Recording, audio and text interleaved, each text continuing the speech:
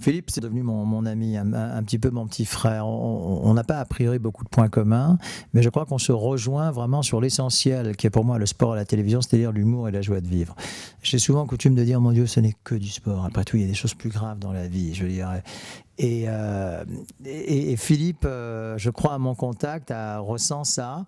Et moi, à son contact, je ressens essentiellement l'envie de faire partager ces bons moments et ces heureux moments. Et franchement, souvent, vraiment des histoires vraiment drôles à l'antenne, etc. Et puis la deuxième chose, et ça me fait très plaisir, c'est que je pense que notre duo aujourd'hui a un petit peu débordé du cadre stricto sensu du sport, puisqu'on nous a confié cet été l'animation d'Interville, qui sera une belle émission en prime time pendant tout l'été. Donc ce sera un joli challenge à relever ensemble, qui en appelle peut-être d'autres.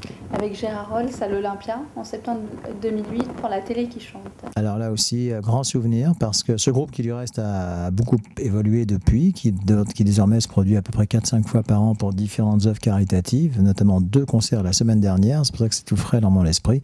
Ce jour-là, à l'Olympia, en première partie de texte, disons que nous avions touché notre premier Graal.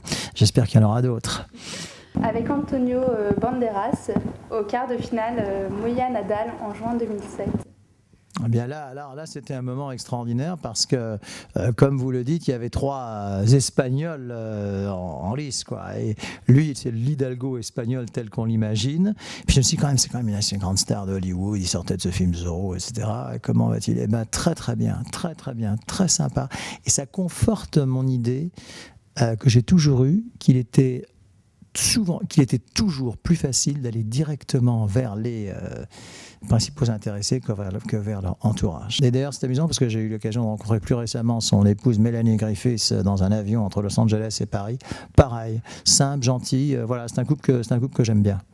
Avec Geneviève de Fontenay et Sylvie Tellier en mars 2002 à Roland-Garros. Alors là, c'était une rencontre plus rigolote, puisqu'il s'agissait de faire mettre les mains, un peu comme à Hollywood, vous savez, sur le Hollywood Boulevard, on met les mains des acteurs et des artistes, et donc là il s'agissait de mettre les mains dans de la terre battue non encore faite, et elle s'y était prêtée avec beaucoup d'humour et beaucoup de sympathie. Alors le boulevard Nelson-7 à Roland-Garros. Nelson-7 Boulevard. Ah, c'est pas exactement. C'est Sunset Boulevard, puisque c'est Sunset Boulevard donc à Beverly Hills.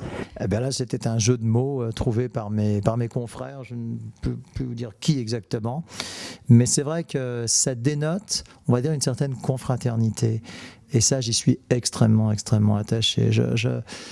Souvent, j'entends dire qu'à la télévision, ces fameux clichés où on dit que tout le monde est toutes les personnes sont rivales, etc. Sans doute y a-t-il un petit peu de rivalité, mais mon Dieu, je ne crois pas qu'il soit impossible de trouver une harmonie et de trouver, voilà, le fait de travailler avec ceux que je considère comme des amis, et les commentateurs, notamment François Brabant, Lionel Chamoulot et Arnaud Butch, sont vraiment devenus des amis.